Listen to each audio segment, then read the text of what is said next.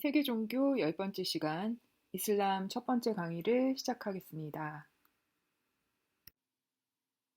네, 이 아랍어로 된 글씨가 뭐라고 쓰여졌는지 혹시 아세요?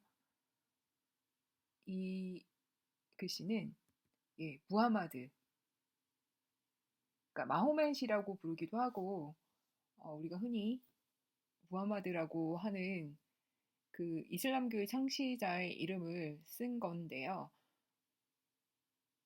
무하마드가 알라로부터 계시를 받고 만든 종교가 바로 이슬람교죠. 그리고 무하마드 자체가 무슬림들로부터 어떻게 인식되냐 하면은 마지막 예언자로 인식이 된다고 합니다. 이슬람의 의미는 살람, 평화라는 뜻이라고 합니다. 모든 피조물인 무슬림들이 알라에게 완전히 복종하고 순종을 할 때 완전한 평화를 이룰 수 있다라는 생각을 하고 있고요. 이슬람은 종교와 정치와 문화의 한 덩어리라고 생각하시면 돼요. 이걸 사실 분리하기가 좀 힘든 면이 있고요. 그들이 사용하는 알라라는 음, 말이 사실 신의 이름에 붙여지는 그런 어떤 특수 명사가 아니라 일반 명사 신이라고 생각하시면 됩니다. 굳이 종교로서의 이슬람을 정의 내리자면 알라가 천사 가브리엘을 통해서 예언자 무하마드에게 계시를 했는데 예언자 무하마드에게 계시한 내용이 쿠란에 적혀 있고요. 또한 무하마드 예언자의 말과 행동을 적어놓은 하디스라는 또 문헌이 있고요. 이 쿠란과 하디스를 근간으로 하는 신앙과 실천이다라고 정의 내릴 수 있습니다. 네, 이슬람의 특징이 또 있는데요. 이슬람은 평등을 중요한 가치로 생각을 합니다. 그래서 특별한 성직 체계가 없어요. 성직 체계는 사실 상하 관계가 분명한 체계잖아요. 마치 계급처럼. 그래서 성직자와 평신도 사이의 어떤 상하 관계, 그리고 그 성직 안에서도 상하 관계가 아주 세분화되어 있잖아요. 그런데 마치 카톨릭처럼요. 이슬람에서는 그런 성직자가 없다라는 거죠. 또 국적, 언어, 피부색, 빈부 귀천 이런 것들도 상관하지 않는다고 이론적으로는 그런데요. 사실 뭐 현실적으로는 이런 걸 무시하기가 쉽지는 않죠. 또 종파별로 정치 투쟁을 하는 특징이 있어요. 이게 사실 종교의 파벌이 있는데 이슬람은 아까도 말했듯이 덩어리로 다닌다고 했잖아요. 종교와 정치와 문화들이 모두 덩어리로 다니는데 그 덩어리들별로 정치적인 투쟁까지 하는 그런 특징이 있고요. 그리고 종파별로 다양성의 기원은 일단 보편적 이슬람은 저변에 깔려 있고 그러면서 이들이 위치한 지역의 지역성과 함께 그리고 또 민간신앙 이런 것들이 결합해서 그 다양성이 나타난다고 합니다.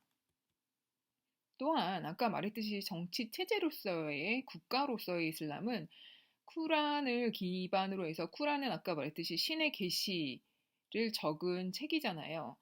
근데 그 쿠란을 그 토대로 한 이슬람법인 샤리아가 있어요. 이슬람법 샤리아와 그리고 쿠란 기반의 샤리아뿐만 아니라 이 각지에서 그 현실에 맞게 변형된 성법, 수정 성법인 샤리아를 토대로 하는 정치 체제라고 볼 수가 있습니다. 네, 이슬람의 언어와 민족에 대해서 살펴보면 사실 고대 셈족 그리고 고대 그리스인들, 그다음 중세 인도인들 그리고 페르시아 민족까지 아우르는 사람들이 이슬람의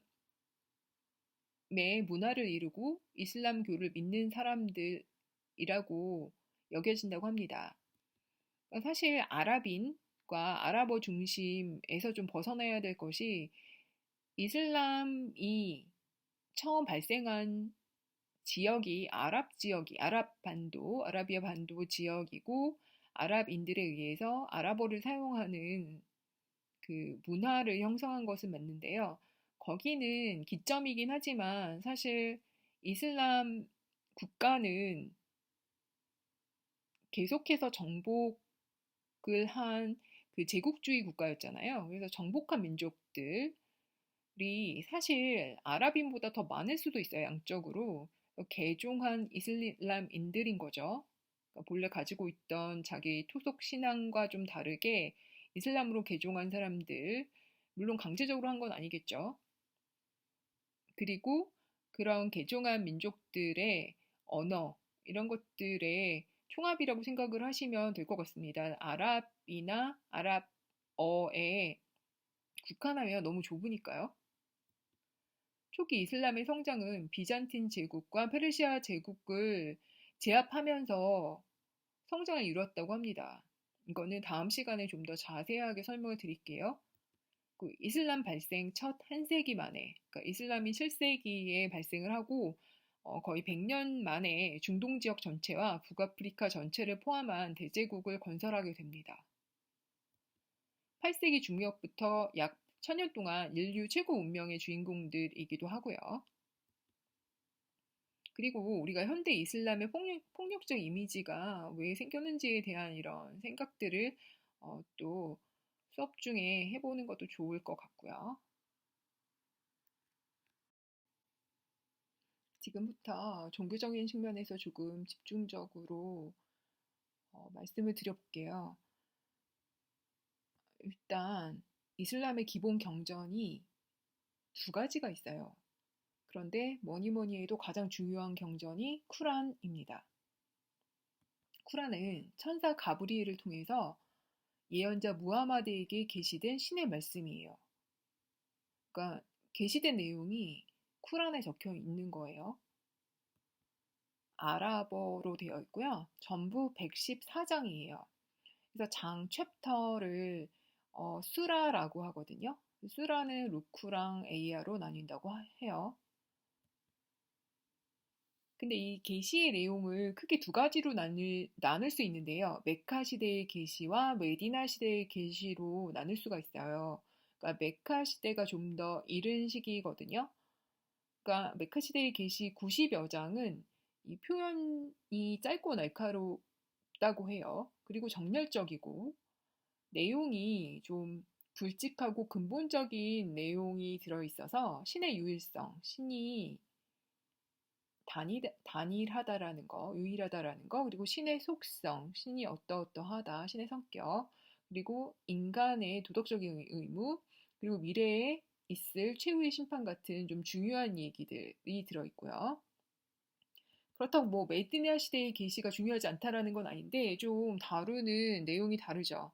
그러니까 위 것이 신학적인 거라면 메디나 시대의 계시는 20여 장에 해당하는 조금 후기 계시인데요. 이거는 표현이 길고 입법적이라는 특징이 있어요. 그러니까 위의 것이 메카 시대의 계시가 조금 더 신학적이라면 이거는 인간의 규율에 대해서 얘기하는 입법적인 그리고 인간의 입장에서 신학적인 어떤 신조, 공식 예배, 단식, 순례, 성월에 관한 의례적인 규칙, 술, 돼지, 도박 금지, 그리고 희사, 누군가에게 뭔가를 나눠주는 것, 성전 등의 경제적 군사적 규정, 살인, 복수, 도둑질, 고리대금, 결혼, 이혼, 간통, 상속, 노예 해방 등에 관한 민법적이고 형법적인 규정까지 다 포함되어 있다고 합니다. 그러니까 메카 시대의 계시인 제1장 개경장, 이 개경장은 있는데 이름이에요. 장의 챕터의 수라의 이름 개경장은 개경 수라는 7절로 이루어진 짧은 장으로 기독교의 주 기도문에 해당한다고 합니다. 그리고 메디나 계시인 제2장 암소의 장은 287절의 긴 챕터죠. 그래서 이슬람의 기초적 원리를 서술하고 유대교와는 이런 차이점이 있다. 그리고 신의 일원성. 아무래도 좀 다신교적인 면이 있는 지역일 수 있잖아요. 그럼에도 불구하고 신의 일원성을 강조하는 거죠. 그 예배 방향의 변경, 그리고 음식물의 금기, 단식, 순례, 이혼, 재혼, 전쟁, 고리대 금지 이런 것들이 쭉 써 있대요. 그러니까 2장 암소회장이 굉장히 긴 절이에요. 양적으로. 그리고 메디나 계시인 제4장 여인의 장의 경우는 175절이에요. 그래서 부인들의 권리, 유대인의 문제 뭐 이런 것들이 써 있다고 해요. 그리고 마지막 장은 114장. 이죠. 아까 말했듯이 114 챕터라고 했으니까 이름이 사람의 장이래요. 이게 가장 짧은 거죠. 그러니까 이게 구조를 좀 아시겠죠? 처음에 메카시대 계시인 제1장은 7절로 이루어졌고 이건 가장 중요하기 때문에 앞에 놓은 거고 그 배치의 순서는 긴 거부터 짧은 거 순서로 그러니까 되게 특이하죠. 208 처음 그러니까 일단 뭐 주기도문 맨 앞에 놓고 그거는 이제 별로 안 중요해요. 그 몇 장으로 몇 절로 이루어졌는지 안 중요하고 그 다음부터는 양이 많은 것부터 양이 가장 짧은 것까지 이렇게 역순으로 배치를 했네요. 쿠란의 전 114장 중에 제9장을 제외한 113장은 모두 자비롭고 자애하신 알라의 이름으로 라는 구절로 시작한다고 합니다. 제9장 빼놓고는 모두 자비롭고 자애하신 알라의 이름으로 라는 구절로 시작하는 그런 규칙성을 발견할 수 있다고 합니다.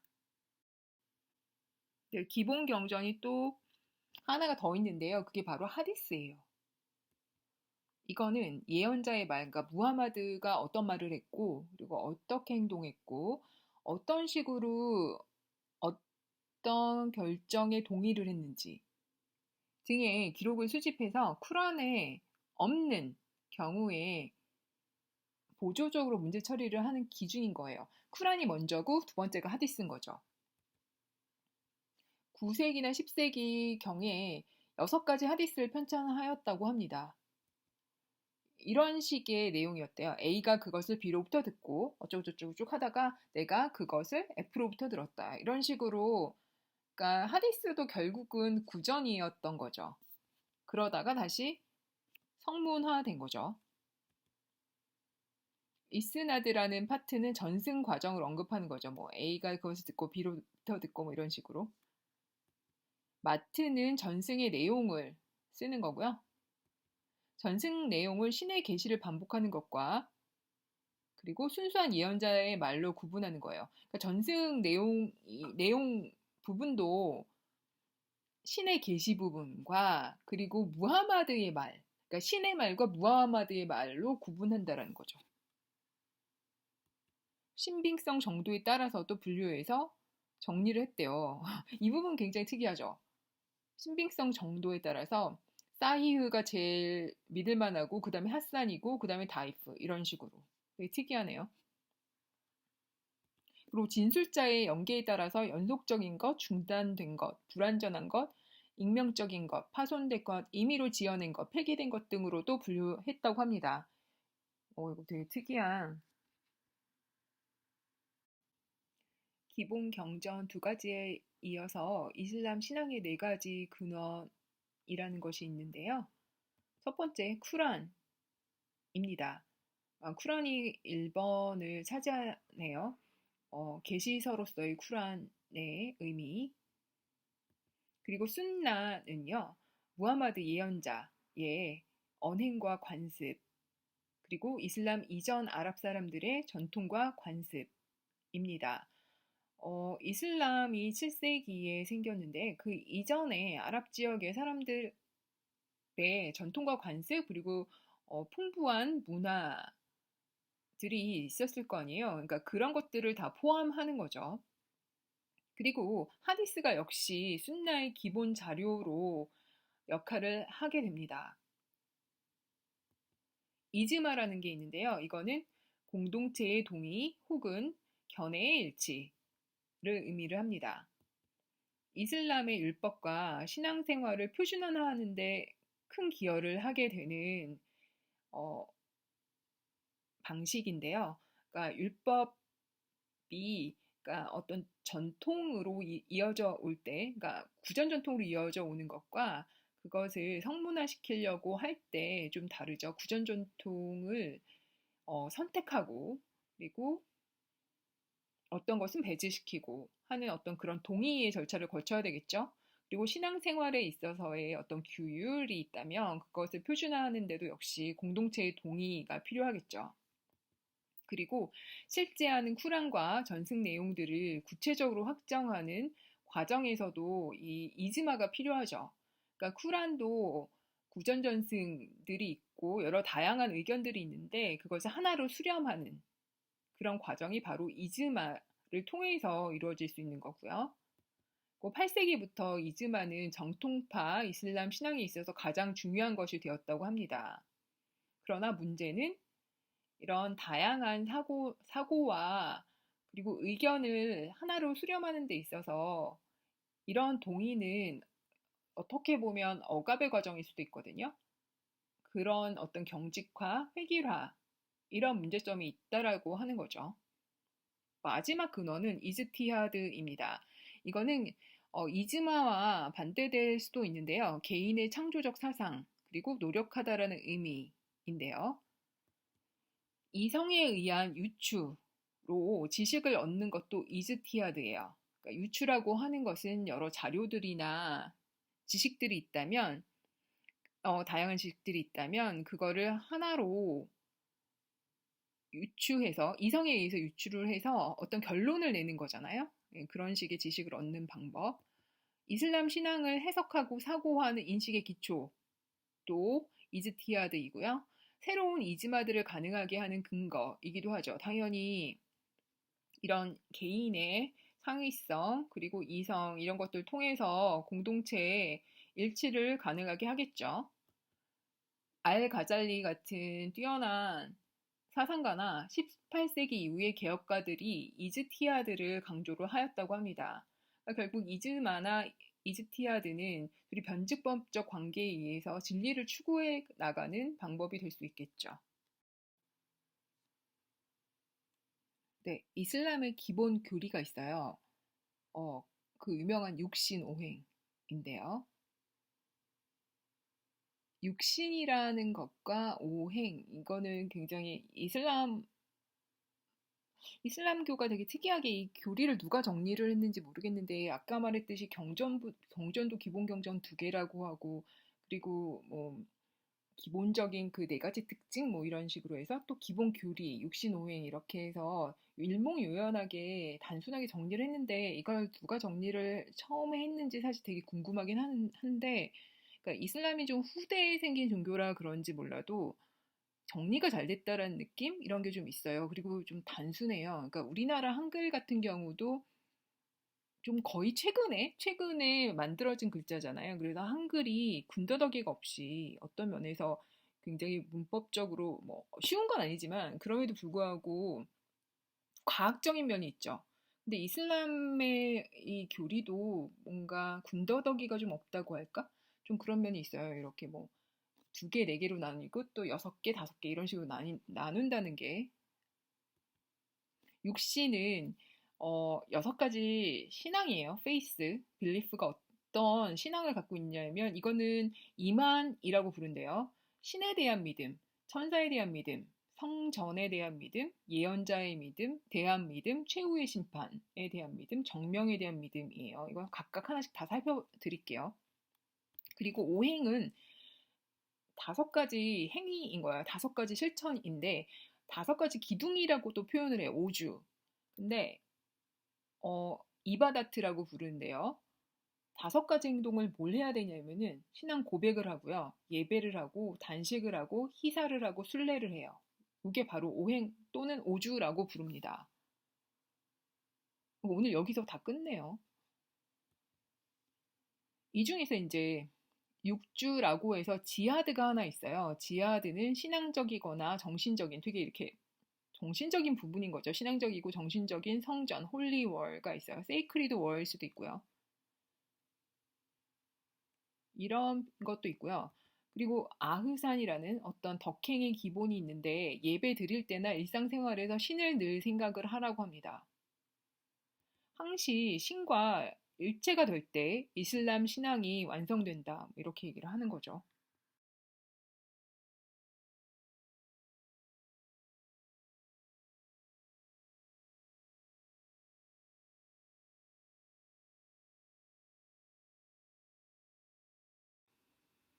지금까지 이슬람의 중요한 특징에 대해서 살펴봤습니다. 오늘은 이슬람의 역사 중에서 초기 부분에 대해서 점검을 해보려고 하는데요. 이슬람의 역사 구분을 하자면 첫 번째가 무명 시대, 두 번째가 이슬람의 발생기, 세 번째가 정통 할리파 시대, 네 번째가 아랍 제국의 건설 시대, 다섯 번째가 이슬람 제국의 시대, 다음이 이민족의 침입기, 16세기 이슬람, 그리고 현대 이슬람 이렇게 구분을 할 수가 있습니다. 오늘은 첫 번째 무명 시대와 두 번째 이슬람의 발생기까지 살펴보도록 하겠습니다. 지도를 보시면 노란색의 원 부분이 팔레스타인 지역이죠. 그 동쪽으로 제가 빨간색으로 테두리를 그려놓은 것이 오늘의 주 무대인 아라비아 반도입니다. 아라비아 반도의 왼쪽에는 홍해가 있고 아래쪽에는 아라비아 해가 있고요. 근데 이 지도 자체는 오늘날의 지도기 때문에 우리가 배우는 시대랑 완전히 일치하진 않아요. 국적은요. 그렇지만 아라비아 반도가 변한 것은 아니니까요. 첫 번째 시대가 자힐리아라고 불리는 무명 시대입니다. 이슬람 발생 이전에 아라비아인들의 자연 종교 시대인데요. 자연 종교의 반대는 뭐죠? 네, 계시 종교죠. 이슬람은 계시 종교입니다. 물론 유대교나 기독교도 계시 종교죠.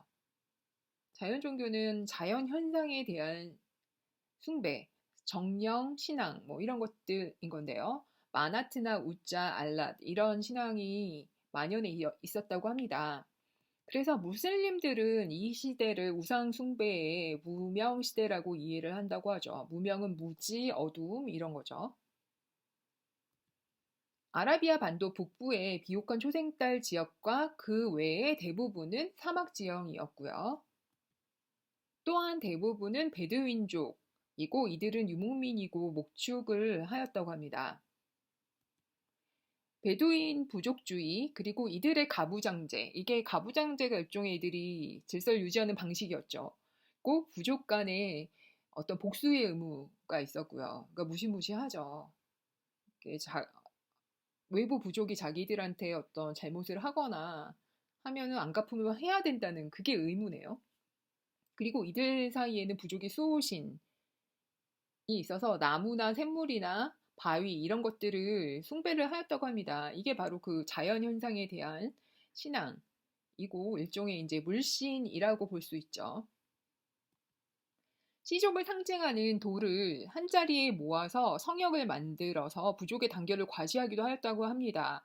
이 성역을 메카에서는 카바라고 부르죠. 슈라라는 것이 있었는데 이거는 부족 지배를 위해서 시족의 대표들이 모여서 협의체를 운영하던 그런 체제였다고 합니다.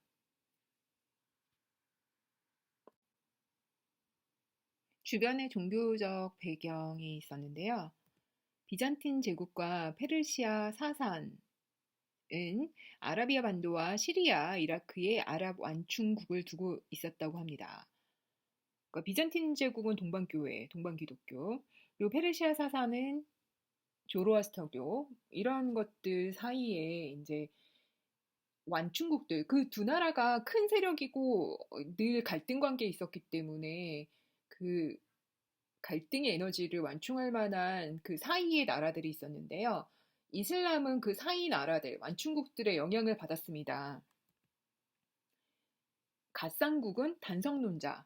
그러니까 단성론자면은 예수가 신인 양성을 가진 게 아니라 신이거나 아니면은 인간이거나 특히 단성론자의 경우는 예수의 인간설을 주장하는 쪽이겠죠. 그러니까 이단들. 기독교의 입장에서 이단이고 히라국은 네스토리안. 여러분 다 아시죠? 네스토리안은 아리우스 계열이죠. 아리우스의 후배들이 만든 역시 단성론이죠.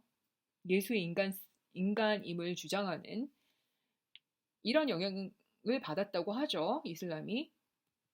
이 두 경로를 통해서 아랍인들은 무기 사용법을 또 배우고요. 군사 조직의 원리, 그리고 종교적으로는 유일신의 신앙을 가진 종교와 도덕을 접하게 되었다고 합니다. 지도가 두 개가 나오는데요. 왼쪽 지도를 보세요. 왼쪽 지도에서 메카의 위치를 기억해 두세요. 그리고 메디나의 위치도 기억을 해 두세요. 그러니까 메카의 위치에서 약간 북서쪽으로 이동을 하면 메디나가 있죠. 예, 그럼 이제 오른쪽 지도를 보세요. 오른쪽 지도에서 시리아, 이라크가 보이시죠? 그러니까 여기가 아라비아 반도의 동쪽이죠. 북동쪽인데 여기에서 유프라테스 강과 티그리스 강의 위치를 좀 기억을 해두세요. 티그리스 유프라테스 강.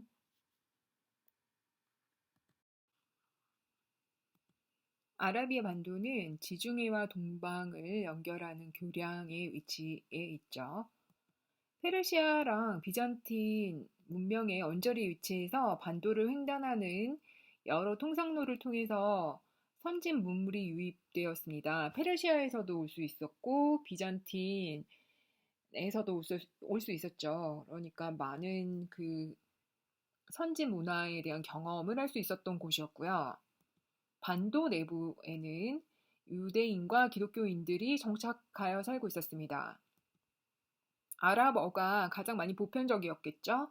그렇지만 그리스어나 그리스 문화가 보급되어 있었고요. 유프라테스 강 기억나시죠? 유프라테스 강과 페르시아를 잇는 내륙 통상로가 두 나라의 전쟁 때문에 마비가 되었어요. 그 길로 다닐 수가 없죠. 전쟁통에 그 상인들이 그 위험하게 거길 다니면 안 되죠. 그러니까 페르시아와 비잔틴 사이의 전쟁으로 그 유프라테스강 유역이 막혀 있고 또 나일강 홍해를 잇는 통상로도 제 구실을 못하던 때였어요. 그래서 무역상들은 길은 안 좋지만 사막이잖아요. 안전해요. 그래도 자기가 괜히 전쟁통에 위험하진 않으니까요. 서부 아라비아의 길을 택하게 됩니다. 그래서 메카가 부상하게 되죠. 상업 도시로 부상하게 됩니다. 쿠라이시 부족의 상인들이 메카의 주도권을 잡고 있었어요. 원래는 이 아라비아 반도의 거의 전역이 대부분의 이 유목민들이었는데요.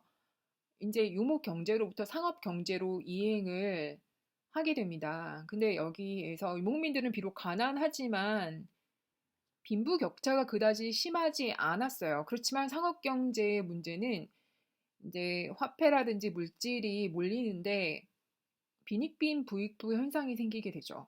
그래서 부자인 사람들은 점점 부자가 되면서 권력을 획득할 수 있지만 가난한 사람들은 점점 더 가난해지고 그 권력자들의 어떤 노예의 생활을 할 수밖에 없죠. 그런 사회였습니다. 네, 이런 컨텍스트에서 이슬람이 발생하게 되는데요. 바로 무함마드가 570년에 태어납니다. 그 유명한 메카에서 좀 돈 많은 부족의 하심가에서 유복자로 태어나요. 그러니까 어머니가 무하마드를 임신하고 계셨을 때 아버지가 돌아가신 거죠. 그래서 어머니랑 그리고 할아버지가 키우셨어요. 할아버지가 알 무타리브라는 분인데요. 이분한테는 아들 셋이 있으셨어요. 일단 아버지 아부트라라고 있으시고 그리고 왼쪽으로 삼촌 아부 탈리브 그리고 오른쪽에 알 아바스 이렇게 중요한 삼촌들이 계셨어요. 그 다음 세대가 네, 아버지 아들 무하마드 그리고 아부 탈리브 왼쪽 삼촌의 아들 알리 기억해 두셔야 돼요. 그리고 오른쪽 삼촌의 알 아바스 이분은 아바스 교를 처음 만드신 분이라고 해요.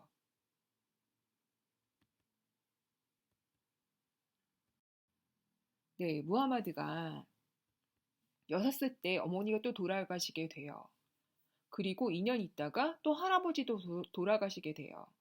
그래서 삼촌, 왼쪽 삼촌 아부 탈리브가 양육을 해요. 그러니까 알리하고 같이 자라게 된 거죠.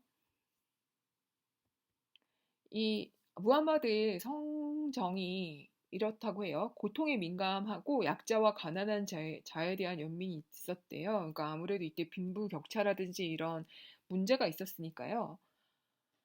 이런 사람들하고 함께 지냈죠. 그런 사람들에 대한 연민 이런 게 있었고 고아에 대한 자애. 그건 자기가 고아니까요. 그리고 평등과 형제 이런 걸 강조를 계속했고요. 그리고 사려 깊고 온화한 성품의 고결한 인물로서 메카 사람들로부터 알 아민, 신뢰할 수 있는 사람이라는 칭호를 받았다고 합니다. 25세 때 자기가 일해주던 집에 그 마님이셨죠. 그분이 이제 과부셨는데요. 15세 연상이신데 하디자라는 분이 먼저 알아보고 무함마드에게 청혼을 하셨대요. 그래서 25년간 둘이 해로를 했고요. 세 아들과 네 딸을 두고요. 딸 중에 파티마라는 딸이 유명한데요. 왜냐면 이 파티마가 나중에 그 알리랑 결혼을 합니다. 아버지 사촌, 그러니까 삼촌, 거의 삼촌? 오촌하고 결혼하게 되는 건가요?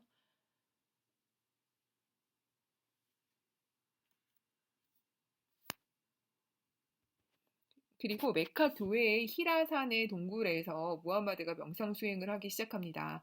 그러니까 그 전에는 생활을 하려고 좀 여유가 없다가 결혼 후에 이제 여유가 생기니까 이런 식으로 명상 수행을 하고 했다고 합니다. 네, 메카에서 계시를 받게 되는데 그 동굴에서 명상을 하던 중에 계시를 들었대요. 그래서 610년이었어요. 처음에 최초의 계시가 읽어라 창조주의 이름으로 한 덩어리의 응혈에서 인간을 창조하시도다. 읽어라 너의 주는 더없이 감사한 분이시니라. 이런 내용이었고요. 그러니까 처음 딱 이걸 들었을 때 이게 계시라고 바로 느끼긴 힘들 거예요. 그래서 도대체 내가 정신이 이상하게 된 것은 아닐까라는 의심도 많이 했었고 사람들한테 물어보기도 하고 그러니까 특히 이제 어떤 정신적 지주로서 자기 와이프 그러니까 카디자 그분한테도 물어보고 했었대요. 근데 그분이 계시 반복해서 자꾸 이런 일이 생기니까 계시라고 생각을 하신 거죠. 2차 계시의 경우는 겉옷에 걸치는 자여 일어서서 경고하라 내 주를 찬양하라 뭐 이런 내용. 그래서 결국 반복해서 이런 계시들을 받게 되고 나서 확신을 얻은 거죠. 이게 신의 계시가 맞다. 내가 정신이 이상한 게 아니다라는 것 때문에 613년에 메카에서 공식적인 설교를 시작하게 됩니다. 그러니까 1차 계시 이후에 3년 이 3년 이 613년이니까요. 거의 3년을 계시를 받은 거예요. 알라가 많은 신 중에 하나가 아니라 우주에 군림하는 유일하고도 영원한 신이다. 그 신 앞에서는 모든 신자가 평등하며 부자는 가난한 사람들과 그 재산을 나누어 가져야 한다. 그러니까 이게 빈부격차가 얼마나 큰 문제였던지 알겠죠. 그래서 평등을 강조하고 분배 평등 이런 것을 또 얘기를 하고요. 인간의 운명은 신의 손에 달려 있고 모든 인간에게는 최후의 심판날이 있다는 것을 강조했죠. 이게 그 육신 중에서 정명에 대한 것과 최후의 심판에 대한 믿음.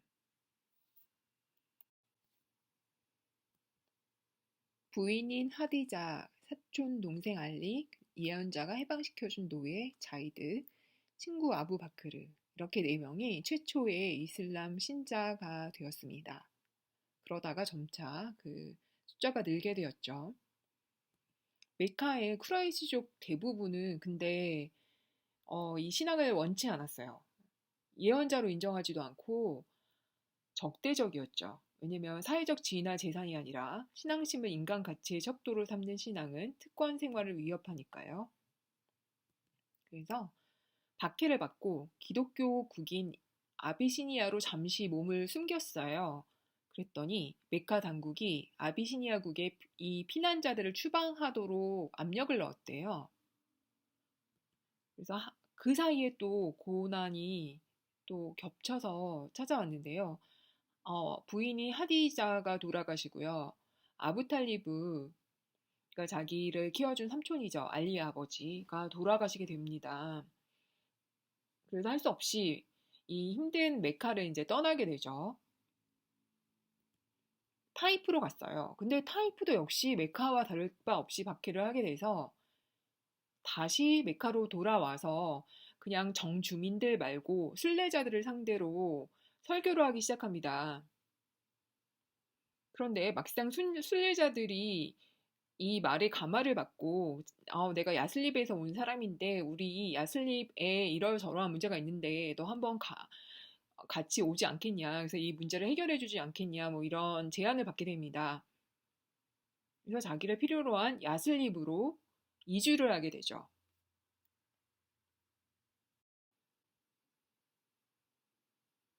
이 이주의 이름이 히즈라라고 하죠. 622년 9월 이때가 이슬람교의 기원으로 여겨집니다. 무하마드는 um마라는 것을 세웠어요.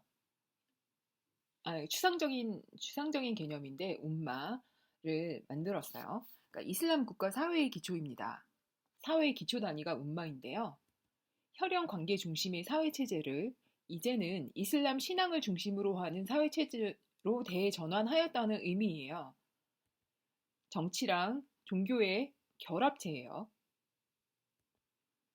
야슬립이 이제는 이제 메디나 알나비 예언자의 도시라고 하면서 개명을 했어요. 왼쪽 그림이 바로 메디나의 그림인데요. 현재 메디나의 그림이죠. 무하마드가 소형 종교 집단의 지도자에서 이제는 종교 및 정치상의 권위를 가진 지도자가 되었습니다. 정치력까지 부여받게 된 거예요. 메디나에서도 역시 계시를 계속 받았는데요. 이번에 계시는 입법적이고 사회적인 내용의 계시인 거죠. 무하마드에게는 메디나의 유대인과의 관계의 문제를 푸는 게 중요했었습니다. 메디나에 살고 있던 유대인들이 대부분 본인들도 부자고 해서 아랍 부족들과 동맹을 맺고 있고 다른 부자들과 그렇게 연결되어 있었어요. 예언자는 유대인들로부터 자신이 예언자임을 인정받고 싶었어요. 그래야 든든한 지원군을 얻을 수 있었던 거니까. 그래서 유대교의 속죄일 있죠. 욤 키푸르. 그때 속죄일에 단식을 하는 전통이나 아니면 유대인들이 예루살렘을 향해서 예배드리는 습관을 본인도 따라했어요. 그래서 좀 인정을 받고 싶었지만 유대인들은 시큰둥했죠. 이슬람의 발전이 자기들의 신앙과 정치, 경제적 이익을 오히려 위협한다고 생각했기 때문이죠. 유대인들의 지지를 아무리 내가 열심히 해도 얻기 힘들다는 것을 알았어요. 그래서 우리 이제 유대인을 너무 신경 쓰지 말고 아랍인을 중심으로 하는 이슬람 사회 건설에 전력을 다하자로 전략을 바꿨습니다. 그래서 유대인들이 사용하는 쇼파라는 필이 있잖아요. 그거 대신에 목소리를 이용하고 속죄일 욤키푸르를 지키는 대신에 라마단을 지키기 시작했어요. 예루살렘을 신경 쓰지 말고 우리는 메카의 카바 신전을 염두에 두자. 그리고 카바의 검은 돌에 입맞추는 그런 것이 어떤 카바 신전의 리추얼의 첫 번째 단계잖아요. 이런 것들 이때 시작을 했고요. 메디나를 통과하는 메카의 대상들을 습격하기도 했습니다.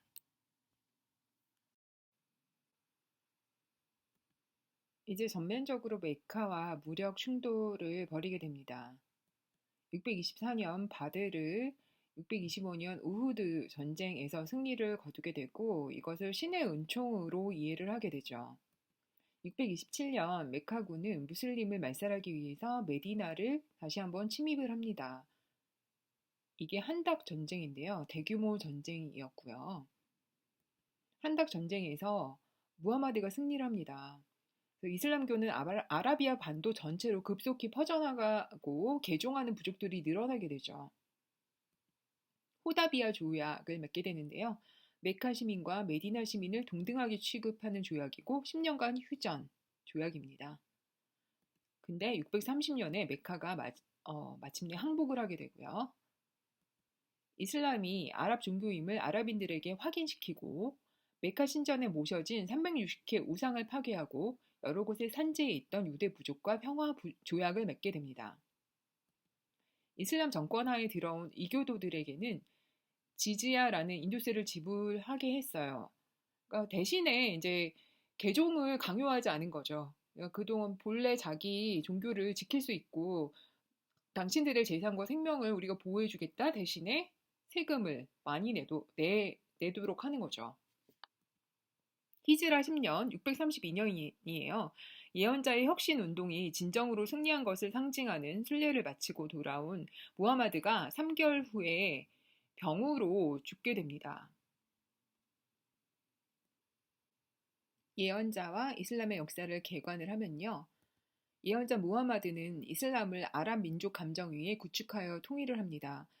무하마드가 좀 특이한 것이 종교 지도자이자 국가 지도자이자 군사 지도자였던 거예요. 본인이 직접 그 명령을 내렸어요. 군사적 명령까지도. 그러니까 보통은 현재 같으면 모두 군사 그리고 정치적 지도자, 종교적 지도자가 다 분리되어 있었는데 무함마드가 이거 동시에 다 가진 거예요.